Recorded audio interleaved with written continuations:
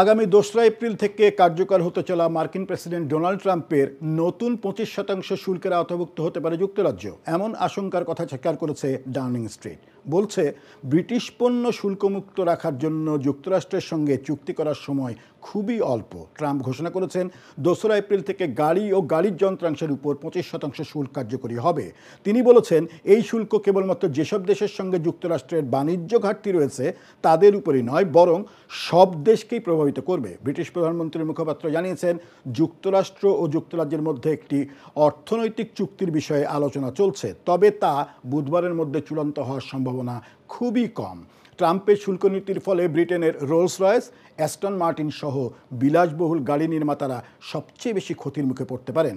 গাড়ি রপ্তানিতে ইউরোপের পর যুক্তরাজ্যের দ্বিতীয় বৃহত্তম বাজার যুক্তরাষ্ট্র।